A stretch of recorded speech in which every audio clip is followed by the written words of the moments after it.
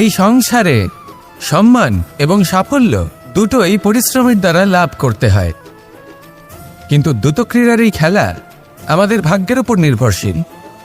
এই সংসারে দুটি পথ রয়েছে। একটা পথ যেখানে কর্ম এবং পরিশ্রমের দ্বারা আপনি নিজের পথ নিজেই রচনা করতে পারবেন, আর দ্বিতীয় পথ হলো যেখানে এই ভাগ্য এক মুহূর্তে আপনাকে শিখরেও পৌঁছে দিতে পারে, আবার ধূলিসাৎ করে দিতে পারে। আপনি কোন পথ বাছবেন সেই চয়ন আপনারই। নমস্কার শ্রোতা বন্ধুরা, বং কোর্স ডায়েরি চ্যানেলে আপনাদের সকলকে স্বাগত জানাই। আজকের এই ভিডিওটি থেকে আপনি ভগবান শ্রীকৃষ্ণের মূল্যবান কিছু উপদেশ জানতে পারবেন। এই মূল্যবান উপদেশগুলি আপনি কাজে লাগিয়ে আপনার জীবনে সফলতা অর্জন করতে পারবেন। তাই আজকের এই ভিডিওটি অবশ্যই মনোযোগ সহকারে শেষ পর্যন্ত দেখবেন। আর এই ভিডিওটি দ্বারা আপনি যদি উপকৃত হন তাহলে অবশ্যই একটি লাইক করবেন এবং প্রিয়জনদের সাথে শেয়ার করবেন, যাতে তারাও ভিডিওটি দেখে উপকৃত হয়। এবং আপনারা যারা এই চ্যানেলে নতুন তারা অবশ্যই চ্যানেলটি সাবস্ক্রাইব করবেন এবং বেল বাটনে প্রেস করবেন এরকম আরও অনেক ভিডিওর নোটিফিকেশন পেতে। আর কমেন্টে লিখতে ভুলবেন না জয় শ্রীকৃষ্ণ। এবার আসুন ভিডিওটি শুরু করা যাক। অনেকদিন আগে একটা ব্যক্তি ছিল, নদীর ধারে তার একটা ক্ষেত ছিল, খুব সুন্দর একটা ক্ষেত। পরিশ্রম করে সেখানে সে ফসল উৎপাদন করল।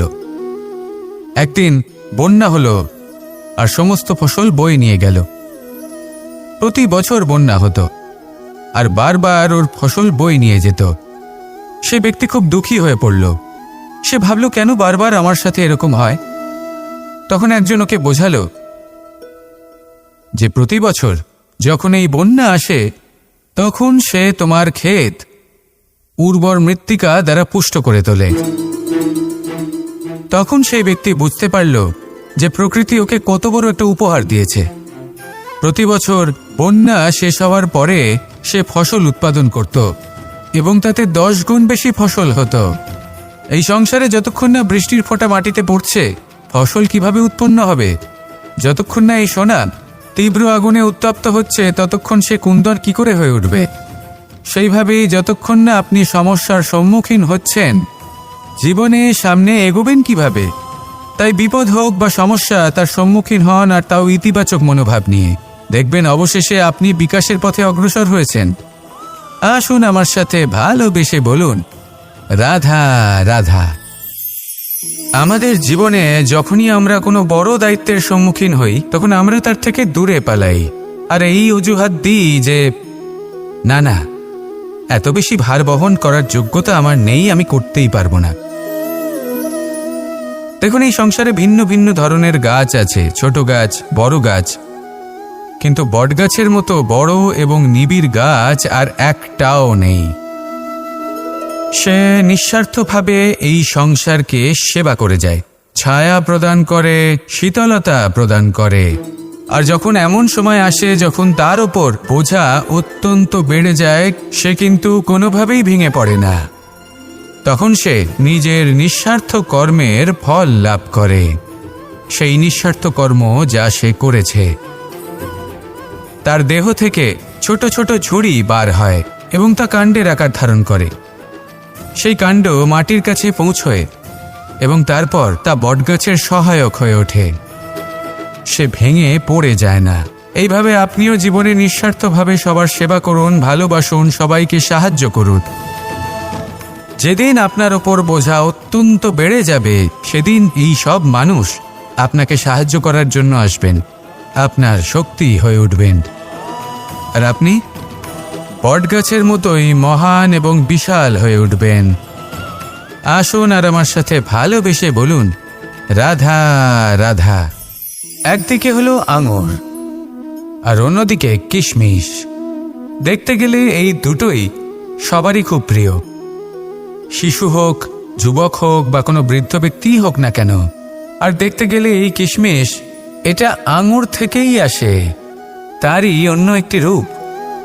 কিন্তু কখনো হাটে যান আর গিয়ে জিজ্ঞেস করুন যে এই কিশমিশ আর আঙুর এই দুইয়ের মধ্যে অধিক মূল্য কার? আপনিও নিশ্চয়ই জানবেন যে কিশমিশের মূল্য আঙুরের থেকে অনেক গুণ বেশি। এবার এরকম কেন হয়? এর পেছনে কি কারণ থাকতে পারে? একদিকে হলো সেই আঙুর যা টাটকা অবস্থায় গাছ থেকে পেড়ে খাওয়া যায়, আর অন্যদিকে হলো কিশমিশ যাকে মাসের পর মাস রোদে ফেলে রাখা হয়। একদিকে আঙুর, যা কিনা অত্যন্ত রসালো, আর কিশমিশে কোনো রসই নেই। একটি হলো অত্যন্ত কোমল এবং সুন্দর, অন্যটি অমসৃণ এবং তাতে বিন্দুমাত্র সৌন্দর্য নেই, তাও তার মূল্য বেশি। এইসব কেন হয়? এই কারণেই হয় কারণ সেই আঙুর অনেক মাস পর্যন্ত রোদ সহ্য করে থাকে, কষ্ট সহ্য করে থাকে, তবেই সেই আঙুর কিশমিশে পরিণত হয়। এবার জীবনের কড়া রোদ যাকে সহ্য করতে হয়, তার সাথেও এটাই হয়ে থাকে, তারও মূল্য আপনা থেকেই বৃদ্ধি পায়। আপনার জীবনে আপনার গুণ, আপনার প্রতিভা, তা অত্যন্ত গুরুত্বপূর্ণ। কিন্তু যখন আপনি অভিজ্ঞতা লাভ করেন, তখনই সেই অভিজ্ঞতা আপনার গুণ এবং প্রতিভাকে আরও অনেক বেশি শ্রেষ্ঠ করে তোলে। তাই জীবনের কঠোর রোদের মধ্যেও দাঁড়িয়ে থাকাটা শিখে নিন, সাহসের সাথে কঠিন পরিস্থিতির সম্মুখীন হওয়াটা শিখে নিন। ঠিক এইভাবেই অভিজ্ঞতা লাভ করতে হয়, আর এই অভিজ্ঞতা আপনার মূল্য বৃদ্ধি করতেই থাকবে, করতেই থাকবে। আর তখন এই মন প্রসন্ন হয়ে বলবে, রাধা রাধা। মানুষের জীবনে সবসময় কিছু না কিছু ঘটে চলেছে। কখনো ভালো কিছু ঘটে, আবার কখনো দুর্ঘটনা ঘটে। এবার যখনই কোনো দুর্ঘটনা ঘটে, মানুষ ঈশ্বরের কাছে প্রার্থনা করে যে, হে ঈশ্বর, আমাকে রক্ষা করুন, এই বিপদ থেকে আমাকে উদ্ধার করুন। বা সে সেই সমস্ত দোষ চাপিয়ে দেয় নিজের প্রারব্ধ, নিজের ভাগ্যের ওপর। কিন্তু যদি আপনি গভীরভাবে ভাবেন, তাহলে প্রত্যেক দুর্ঘটনা, বাধা এবং বিপদ আপনার জীবনে শুধু একটাই উদ্দেশ্য নিয়ে আসে, আপনাকে আরও যোগ্য করে তোলার জন্য। যদি আপনাদের একটা উদাহরণ দিই, বর্ষার ঋতুতে যখন প্রচণ্ড মাত্রায় বৃষ্টি পড়ে, ছাদ থেকে জল পড়তে থাকে, তখন আপনি নিশ্চিত করে নেন, স্থির করে নেন যে এবার আমি এই ছাদকে নতুন করে বানিয়ে তুলব, আরও শক্তিশালী বানিয়ে তুলব, আরও দৃঢ় বানাবো। আপনার জীবনে যখন কোনো অসুখ করে, তারপর আপনি জীবনে আরও সাবধানী হয়ে যান, আরও সতর্ক হয়ে যান, স্থির করে নেন যে এটা যেন দ্বিতীয়বার না হয়, ঠিক কিনা? এই বিপদ, এই দুর্ঘটনা, এই সংকট, এগুলো জীবনে আসবে আপনাকে আরও শ্রেষ্ঠ করে তোলার জন্য। এবার এটা আপনার ওপর। আপনি একে ভাগ্যের পরিহাস বলে মনে করবেন, নাকি ঈশ্বরের সংকেত মনে করবেন, যিনি আপনাকে আরও শ্রেষ্ঠ করে তুলতে চান? সিদ্ধান্ত আপনারই। আসুন আর আমার সাথে ভালোবেসে বলুন, রাধা রাধা।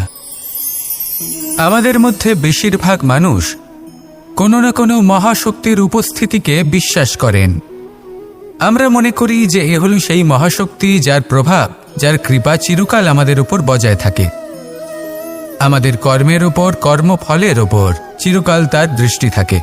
আমাদের মধ্যে কেউ একে ঈশ্বর মনে করেন, কেউ বা প্রকৃতি মনে করেন, বা কেউ কোনো গৃহপালিত পশুর মধ্যে মহাশক্তির দর্শন লাভ করেন, বা কেউ কোনো বস্তুর মধ্যে। প্রত্যেকের নিজস্ব বিশ্বাস আছে, কিন্তু সেই শক্তির থেকে আশীর্বাদ লাভের জন্য বা কোনো ইচ্ছে পূরণের জন্য আমরা কখনো না কখনো মন্দিরে যাই। এই মন্দির শব্দের সূত্রপাত কিভাবে, আগে সেটা বুঝে নেওয়া যাক। মন্দির, এই শব্দের আরম্ভ হল মনের দ্বারা। কিন্তু বেশিরভাগ মানুষ যখনই মন্দিরে যান কোনো ইচ্ছে পূরণের জন্য বা ইচ্ছে পূরণ হওয়ার পরে ধন্যবাদ দেওয়ার জন্য, তখন তিনি শুধুমাত্র শারীরিকভাবে সেখানে উপস্থিত থাকেন। তার মন তো সাংসারিক কাজের মধ্যেই ঘোরাফেরা করতে থাকে, তাই না? তাহলে বলুন, এর অর্থ কি? যদি আপনি মন্দিরে নিজের মনকেই না নিয়ে যান, তাহলে তার কি লাভ হবে? মন্দিরে গিয়ে নিজের মনকে ঈশ্বরের চরণে পূর্ণরূপে সমর্পণ করুন। নিজের মন থেকে ঈশ্বরের আরাধনা করুন, আর এই মন থেকেই বলুন, রাধা রাধা। যদি কোনো সিংহ বানরের মতো গাছে চড়তে চেষ্টা করে, তাহলে কি হবে? একটা মাছ যদি মাটিতে হাঁটতে চেষ্টা করে, তাহলে কি হবে? তারা বিফলই হবে। কিন্তু এরকম কেন হয়? তার কারণ হলো প্রকৃতির রচনা কিছুটা এরকম। এখানে প্রত্যেকটি ব্যক্তিকে, প্রত্যেকটি প্রাণীকে আলাদা আলাদা গুণের অধিকারী করা হয়েছে এবং সকলকে একটা সীমাও প্রদান করা হয়েছে। এবার এই যে বৃক্ষ, পশু, পাখি, এদের মধ্যে সেই ক্ষমতাই নেই যে এরা নিজেদের যাচাই করতে পারবে, নিজেদের সীমাগুলো বুঝতে পারবে, নিজেদের সদ্গুণগুলো চিনতে পারবে। এরা সেটা করতে পারবে না। কিন্তু মানুষ তো আলাদা। মানুষের কাছে সেই বিশেষ শক্তি আছে যে তারা পূর্ণরূপে নিজেদের যাচাই করতে পারবে, নিজেকে পূর্ণরূপে বুঝতে পারবে, নিজের দোষ, নিজের অপগুণ, নিজের সদ্গুণ, নিজেদের সীমাগুলো তারা বুঝতে পারবে। আর এটা অত্যন্ত গুরুত্বপূর্ণ।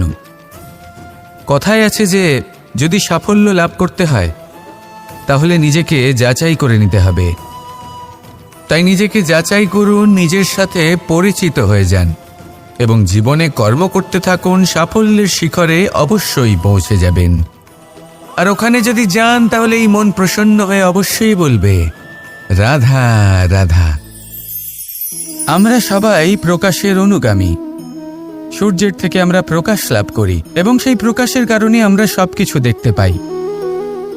আর হয়তো সেই জন্য আমরা সূর্যকে এত মান্য করি, তাকে সম্মান করি, তাকে পুজো করি। কিন্তু এই সংসারে শুধুমাত্র সূর্যই কি আছেন যিনি প্রকাশের উৎস? না। যখন সূর্যাস্ত হয় তখন কি হয়?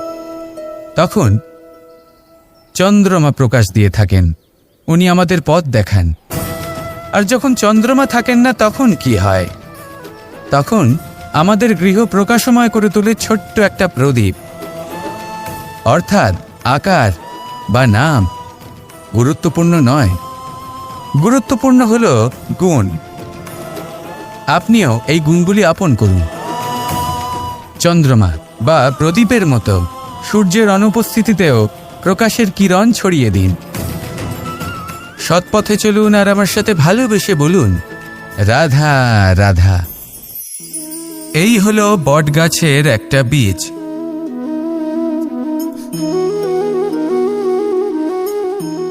চলুন এটা রোপণ করা যাক, একটু জল দেওয়া যাক। এবার এখানে একটা বিশাল বটবৃক্ষ উৎপন্ন হবে। কিন্তু কিভাবে? এতে কে সাহায্য করবে? এটা সম্ভব কে করে দেখাবে? প্রকৃতি। আগে হ্যাঁ, এই সংসারে যা কিছু উৎপন্ন হয়, যা কিছু নষ্ট হয়, তার জন্য প্রকৃতি দায়ী হন। এই প্রকৃতির কারণেই তো রৌদ্র আসে, প্রকৃতির কারণেই বৃষ্টি হয়, জল পাওয়া যায়। তার কারণেই এই বটের বীজ তা এক বিশাল বটবৃক্ষে পরিণত হবে। কিন্তু একজন মানুষকে দেখুন, মানুষ বলবে এই বৃক্ষে আমার অধিকার রয়েছে। কেন? কারণ আমি এই বীজ বপন করেছি। এবার সমস্ত কাজ প্রকৃতি করবে আর সমস্ত শ্রেয় মানুষ নিয়ে যাবে। এটা কি উচিত? কখনোই নয়। এবারের উত্তর প্রকৃতিতেই লুকোনো আছে। কখনো কোনো পাখিও এই বীজ রোপণ করে, সেখানে বৃক্ষ উৎপন্ন হয়, তাতে ফল আসে। সেই পাখি সেই ফল খায়, কিন্তু সেখানকার বাকি পাখি এবং প্রাণীদের সেই ফল খেতে বারণ করে না। সেই বৃক্ষের উপর নিজের অধিকার প্রমাণ করতে চেষ্টা করে না, সবার মধ্যে ভাগ করে দেয়। আর এটাই আমাদেরও করা উচিত। যা প্রকৃতি থেকে আসছে তা আবার প্রকৃতিতেই ফিরে যেতে দিন। এটা অত্যন্ত প্রয়োজনীয়। পাখিদের মতো হতে চেষ্টা করুন, তবেই আপনার এই মন আকাশে উড়তে থাকবে আর সুপ্রসন্ন হয়ে বলবে, রাধা রাধা। পাণ্ডবরা বন থেকে এসেছিলেন। ওনাদের কাছে না কোনো ধন ছিল, না কোনো সম্পদ, না বিদ্যা। নিজের পরিশ্রমের দ্বারা ওনারা বিদ্যা অর্জন করেছিলেন, আর তার দ্বারাই সম্পদ অর্জন করলেন আর ধনও অর্জন করলেন। এই পাণ্ডব ছিলেন অত্যন্ত কুশল এবং শক্তিশালী। যুধিষ্ঠির নিজের পরিশ্রম দ্বারা এমন জ্ঞান অর্জন করেছিলেন যে এই সংসার ওনাকে ধর্মরাজ যুধিষ্ঠির অভিহিত করেছিল। দেখতে গেলে পাণ্ডবদের কাছে সবকিছুই ছিল, কিন্তু যখন বিষয় এলো আরও ধন লাভ করার, তখন যুধিষ্ঠির, যিনি পাণ্ডবদের মধ্যে জ্যেষ্ঠ, তিনি সকল পাণ্ডবদের সাথে দ্যুতক্রীড়ায় অংশগ্রহণ করে ফেললেন। এর ফলে না শুধু ধনলক্ষ্মী, ধর্মলক্ষ্মী, বিবেক লক্ষ্মীকেও হারালেন, আর শুধু তাই নয়, নিজের গৃহলক্ষ্মী দ্রৌপদীকেও হারিয়ে ফেললেন। এর কারণ কি? ভুলে গেলেন খুব সহজ একটা কথা। এই সংসারে সম্মান এবং সাফল্য দুটোই পরিশ্রমের দ্বারা লাভ করতে হয়, কিন্তু দ্রুতক্রীড়ার এই খেলা আমাদের ভাগ্যের উপর নির্ভরশীল। এই সংসারে দুটি পথ রয়েছে। একটা পথ যেখানে কর্ম এবং পরিশ্রমের দ্বারা আপনি নিজের পথ নিজেই রচনা করতে পারবেন, আর দ্বিতীয় পথ হলো যেখানে এই ভাগ্য এক মুহূর্তে আপনাকে শিখরেও পৌঁছে দিতে পারে, আবার ধূলিসাৎ করে দিতে পারে। আপনি কোন পথ বাছবেন সেই চয়ন আপনারই। আসুন আর আমার সাথে ভালোবেসে বলুন, রাধা রাধা। কিছু মানুষ বড়ই বিচিত্র হন, এমনভাবে জীবনযাপন করেন যেন তাদের কোনোদিন মৃত্যুই হবে না। নিজেদের অহংকারের বশে একটা কথা ভুলে যান, যে যতই তারা নিঃশ্বাস নিচ্ছেন, যতই তারা জীবনযাপন করছেন, ততই তারা মৃত্যুর দিকে এগিয়ে চলেছেন। কারণ আমাদের এই জীবন তা নিঃশ্বাসের ওপর নির্ভরশীল। নিঃশ্বাস চলছে মানে জীবন চলছে। নিঃশ্বাস যদি থেমে যায় তাহলে জীবনও থেমে যাবে। আমাদের জীবনের প্রদীপ যে কোনো মুহূর্তে নিভে যেতে পারে, আর কত সময় বাকি রয়েছে সেই বিষয়ে আমাদের কোনো ধারণাই নেই। তাই যে মুহূর্ত আমরা এখন যাপন করছি সেটার সদ্ব্যবহার করে নেওয়া যাক, কোনো শুভ কর্ম করে নেওয়া যাক, এমন কোনো কর্ম যার দ্বারা আমাদের ব্যক্তিত্বতে এমন এক চমক আসে যে আমাদের মৃত্যুর পরেও এই সংসার আমাদের চিরস্মরণীয় করে। কারণ একটা কথা ঠিক, মৃত্যু হলো একটা অটল সত্য, তাকে মেনে নিতেই হবে, স্মরণীয় করে রাখতেই হবে। যে সময় আছে তার সদ্ব্যবহার করুন, আর আমার সাথে ভালোবেসে বলুন, রাধা রাধা। মোহ আপনার অন্তরের আরও একটা শত্রু। এবার মানুষ প্রেম আর মোহের মধ্যে পার্থক্য বুঝতে পারে না। কিছু মানুষ ভাবে যে মোহর মধ্যে খারাপ কি আছে। যদি কোনো মানুষের তার বাবা মার প্রতি, তার সন্তানের প্রতি মোহ থাকে, তবে খারাপ কি আছে? খারাপ আছে, আর সেটা তাদের জন্য খারাপ হতে পারে যাদের প্রতি আপনার এই মোহ আছে। এবার মোহ আর প্রেমের মধ্যে পার্থক্য আপনাকে বোঝাচ্ছি। মোহ শুধুমাত্র পেতে চায়, সেখানে প্রেম শুধুমাত্র দিতে শেখায়। এই দুই পরিস্থিতিতেই আপনার হাত প্রসারিত থাকে। মোহের ক্ষেত্রে কোনো বস্তু বা কোনো ব্যক্তিকে লাভ করার জন্য, আর প্রেমে শুধুই প্রদান করার জন্য। মোহর বশে আপনার পায়ে বাঁধন পড়ে যেতে পারে। যদি মাতা পিতার তার সন্তানের প্রতি মোহ থাকে, তাহলে তারা তাদের সন্তানকে কখনো দুঃখে, চিন্তায়, যন্ত্রণায় দেখতেই পারবে না।